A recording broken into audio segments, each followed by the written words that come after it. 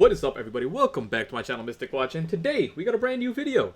So, we're going to be doing the gold guide. How to farm gold, how to properly get gold, how to make yourself rich in the world of 7 Deadly Sins Grand Cross. So hopefully you guys are enjoying these beginner's guide. This is beginner's guide number 7.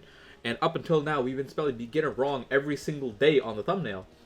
And I didn't realize it until this video. Once I saw someone's comment and I double checked, I had no idea. I've been spelling beginner for the last 6 thumbnails. What a wonderful time. So we are here, we're going to be explaining this. Unfortunately, I'm not going to be able to show you some of the things I wanted to because this is my second take and the audio wasn't working and I screwed things up. So I apologize for that, but overall this should still be a completely useful guide.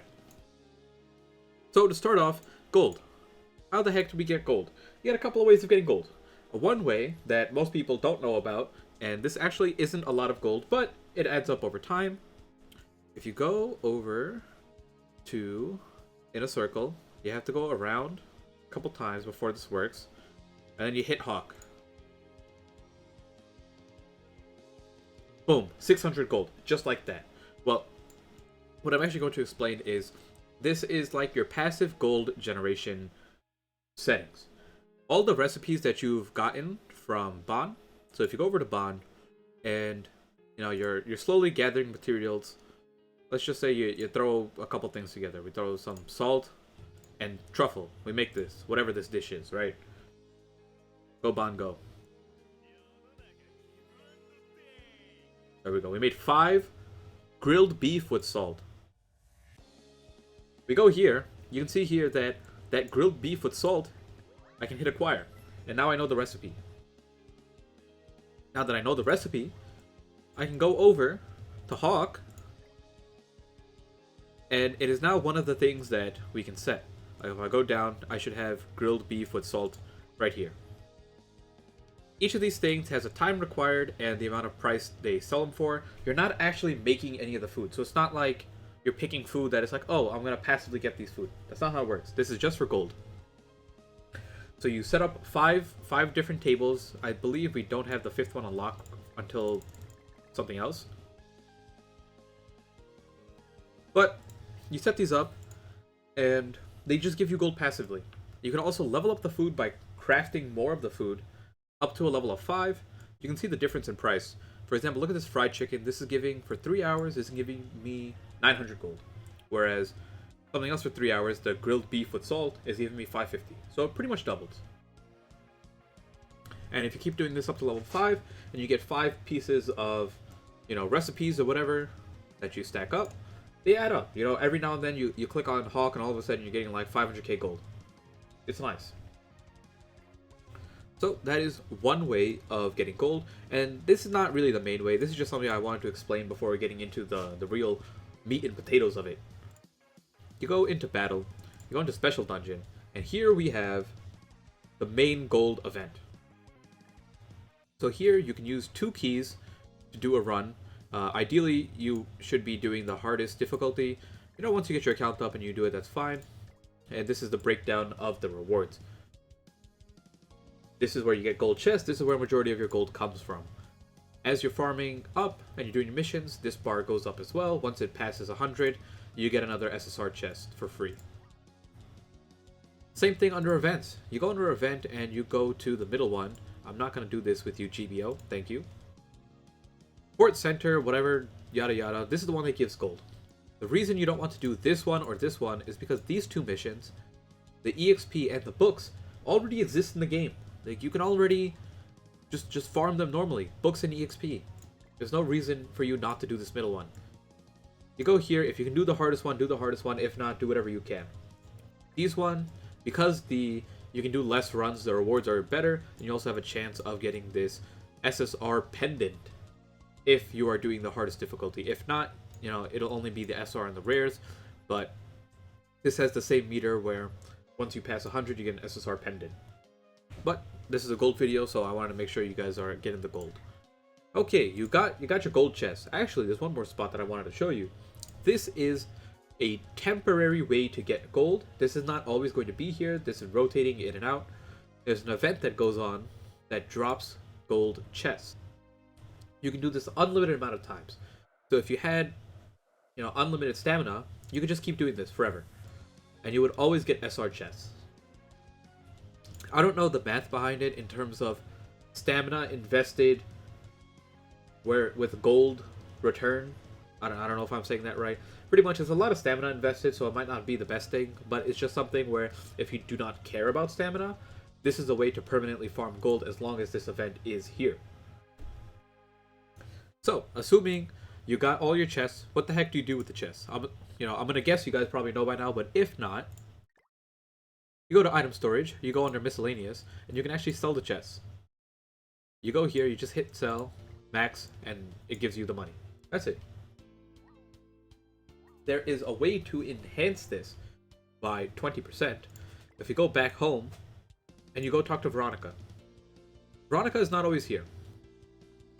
You have to go to this table right here, hit the table, and it says Veronica's here right now because I invited her, but normally she will not be here.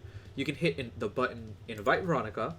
It'll say free gem, because you can do this once a day for free, but I already did it and I wasted that, so I can't show you. But you'll hit free and Veronica will show up. To get her to actually physically show up in here, once you do that, you have to go to a different area and come back into the tavern for it to reset. When she comes here, you talk to her. It's not going to let me do it since I already did. It'll prompt you with 3 options. I just hit the middle one, it doesn't really matter. And then once you talk to her, she'll ask for a gift. You give her the gift. It'll always be a food item that you can simply just go out into one of the towns and buy. So you go out, you buy the food, or if you have it already made, you can give it to her right away. If you have the ingredients, you can craft it. But you give her the food. Once you give her the food, you get the buff. You go here, and you are given this buff. Increases gold when selling to any shop by 20%. 60 minutes. Keep in mind, this does not work for here. So if you go here, once you get the buff and you try to sell it, you're not getting 20%. You are selling it at a normal rate. You have to physically go to one of the towns. Go into the town itself. Go to any of the merchants and sell them there. That's where you are going to get the 20% bonus. And it'll specifically say 20% bonus on there.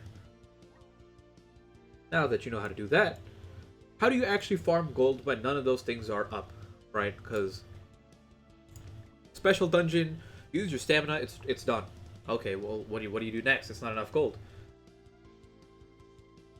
Excuse me, I just burped because I ate food. This is how you actually farm gold in this game. You're gonna go to special dungeon. You're gonna go to one of these book missions that you can beat easily.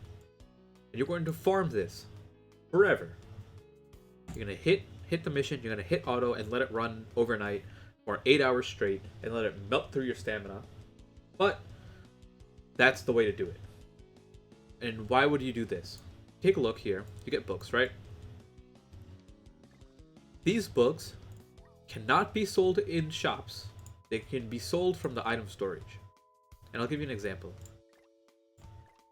This gives me 36,000 to sell one. One SSR chest gives me 37,000. You are borderline getting the same amount of money by selling the books as you would selling a chest. The only difference being is that the chests are a little bit easier to get, and you can also apply that 20% bonus from Veronica. So this is the main way to farm gold when you do not have those options available. You farm overnight, and I will literally have it sitting there.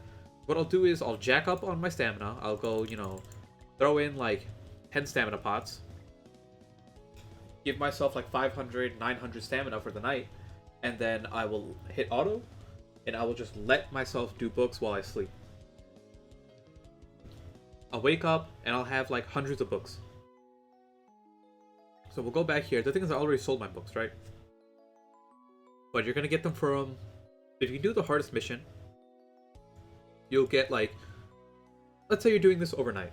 You'll get around maybe 500 to 600 of 3 stars, 100 to 150 of these 4 stars, and you'll get maybe 20 to 30 of these. And that is a lot to sell. Usually farming overnight will give you like couple million gold, and you can do this every night. Now, like I said, it's not going to be for everyone because everyone does not have the stamina to spare. However, as the game goes on, you will have more stamina, and the main reason for that is two things. Because of your rank, you will have more literal stamina to work with. Once we hit rank 80, which is the highest rank, so currently the highest rank in the game is 50. Once you hit 80, when it comes out slowly through different updates and patches or whatever, you'll be able to hit 99 stamina. And the way stamina pots work is they match your maximum stamina. But right now, if I do a stamina pot, it's giving me only 47. But if I go to my JP account and I use a stamina pot there, I'm getting 99 stamina. So each stamina pot lasts a lot longer. Second thing is, as you're doing summons over time, there's only... So if you go take a look at here, there's only 9, I believe. Yes, there's only 9 rare units in the game, and I'm missing this one at the bottom, right? This guy. But, and they never add another one. What ends up happening is you get so many more coins. Like, you get like hundreds and hundreds of these coins. Because there's nothing for you to do. You got all of them. You can throw in, you can max every single one of their dupes out, and you'll still have hundreds left over. What do you do with those coins? You come down here, and you buy more stamina. And there you go, 8 more stamina pots. But on JP, I have 700 of these. Because all I do is, you know, over 8 months of playing the game, you just happen to accumulate a lot. And these other stuff aren't that good. Like these tickets are pretty good, these 12% tickets, but that's new to the game. Besides that, like, these are fine, but I don't really care too much about these SR units. Like, you're gonna get the SR units while summoning as well. It's a real waste to waste. You're trading 20 stamina pots for a unit. I think the stamina pots are worth more. You can also get them with friendship points.